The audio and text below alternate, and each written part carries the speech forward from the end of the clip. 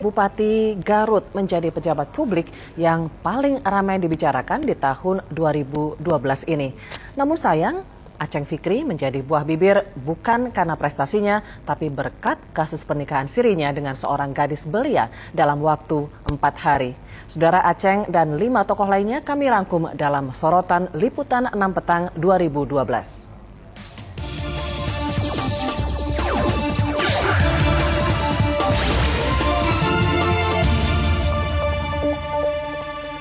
Kawin itu adalah hak laki-laki, menceraikan itu adalah hak laki-laki, dikawin itu adalah hak perempuan, diceraikan itu adalah hak perempuan. Mau kawin, mau cerai, itu adalah hak laki-laki dan hak perempuan. Aceng HM Fikri, Bupati Garut, Jawa Barat, namanya mencuat bak selebriti.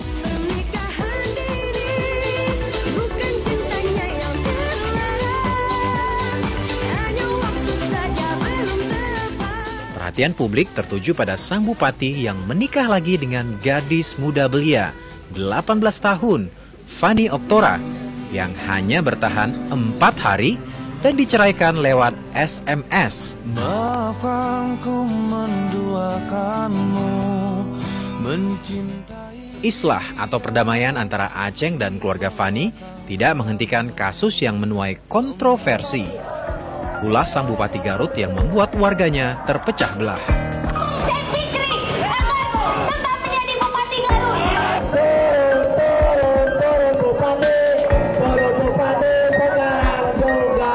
Sampai akhirnya rapat paripurna DPRD Garut memutuskan untuk mengajukan pemberhentian Aceng Fikri sebagai Bupati Garut ke Mahkamah Agung.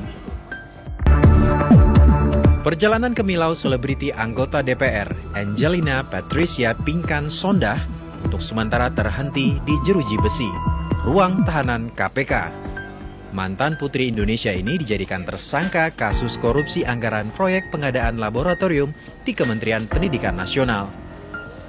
Karir cemerlang politik di Partai Demokrat dan sebagai anggota DPR runtuh seketika. Janda almarhum Aji Masaid ini pun mengisi hari-harinya dengan persidangan dan tak jarang diisi juga dengan derai air mata. Tetapi Angie tetap berusaha tegar. Mudah-mudahanlah saya bisa membagikan dan masih bermanfaat bagi orang. Ya, kami tidak boleh kehilangan harapan.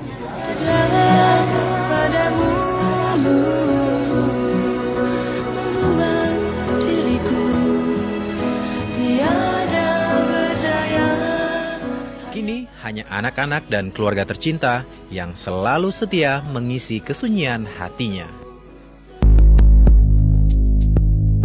Andi Alfian Malarangeng jadi menteri aktif pertama yang menjadi tersangka kasus korupsi. Andi pun memilih mundur sebagai menteri dan sekretaris Dewan Pembina Partai Demokrat. Saya tidak mungkin lagi menjalankan tugas-tugas saya sebagai menteri dengan efektif. Andi kini pun lebih banyak menghabiskan waktu di kediaman pribadinya untuk mempersiapkan kasus hukumnya.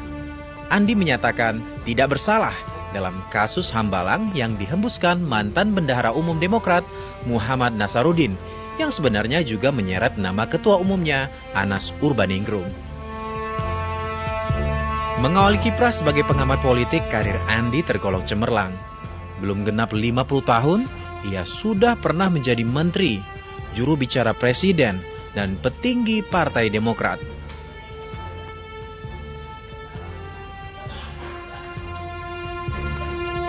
Ya, 3 figur sorotan yang kini tengah dibelenggu kasus hukum. Kita berharap nantinya ada kebenaran yang akan berbicara dalam kasus mereka. Selanjutnya, saudara, kami ajak Anda pula untuk melihat figur yang diharapkan memberikan harapan untuk wajah bangsa yang lebih baik lagi.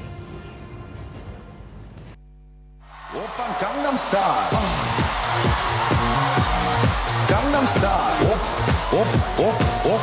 Oppan Gangnam Style. Keseharian seorang Dahlan Iskan selalu tampil apa adanya, menjauhkan kesan formal dalam gaya kepemimpinannya. Tetapi langkah dan gebrakannya memunculkan anggapan upaya pencitraan untuk kepentingan pemilu 2014. Aksi Dahlan memang kadang di luar dugaan. Sebut saja misalnya saat Dahlan membuka paksa loket tol menumpahkan kekesalan akibat kemacetan panjang di pintu tol. Bahkan Dahlan harus menanggung resiko saat melaporkan anggota DPR yang melakukan pemerasan terhadap perusahaan BUMN. Dahlan pun tidak berhenti berinovasi, ikut mengembangkan mobil listrik guna mengurangi ketergantungan BBM yang makin mahal. Mahkamah Konstitusi di bawah kepemimpinan Mahfud MD banyak membuat keputusan yang di luar dugaan banyak orang. Sebut saja misalnya, membubarkan BP Migas karena dianggap melanggar Undang-Undang Dasar 45 dan pernyataan kontroversinya soal dugaan adanya mafia narkoba di lingkungan istana. Kepopuleran Mahfud terbilang cukup tinggi, bahkan survei LSI menempatkan Mahfud sebagai calon presiden terkuat jika pemilu diadakan saat ini. Ternyata, Mahfud memang sudah dari kecil bercita-cita menjadi presiden. Terkabul apa sih cita-citanya itu saja. Kecil seperti Susan tuh kalau nyanyi ingin jadi presiden, ingin Gitu ya. Pak, Hah? kalau sekarang masih ingin nggak jadi presiden? Nanti aja lah. Tetapi banyak pihak yang menuduh Mahfud memanfaatkan jabatannya sebagai ketua MK untuk mendongkrak kepopulerannya. Bahkan Mahfud kini harus berpikir keras karena DPR memotong anggaran MK lebih dari 60 miliar rupiah.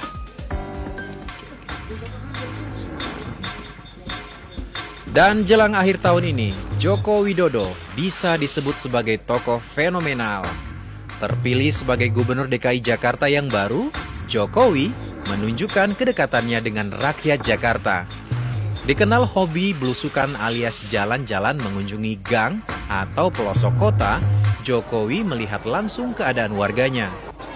Dalam sehari, ia hanya sekitar 1 jam saja berada di kantor. Selebihnya akan dihabiskan di lapangan. Saat berkomunikasi pun, Gubernur DKI Jakarta ini sering nyeleneh, seperti saat menghadapi pertanyaan-pertanyaan para wartawan.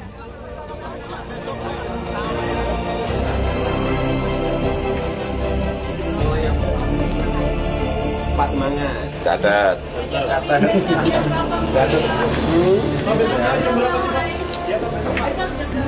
Mulai ya Bang. Pokoknya besok. Jamnya enggak ngapalin jam saya. Tapi besok benar. Besok yang pertama di Pademangan. Yang kedua di Tambora. Lah semua beda-beda terus gimana? Dari sehat ada yang tanya kembangan, ada yang tanya. Poninya udah turun. Kalau poni udah turun, udah pusing. Sebagai pemimpin, Jokowi juga menampilkan citra diri apa adanya. Tidak malu mengaku sebagai penggila musik rock, bahkan ikut pula menonton konser Guns N' Roses di Jakarta. Selain gaya yang khas, Jokowi diharapkan bisa menyelesaikan problematika Jakarta yang sangat berat. Dan inilah gaya Jokowi yang tengah pusing menyelesaikan banyaknya problema Jakarta.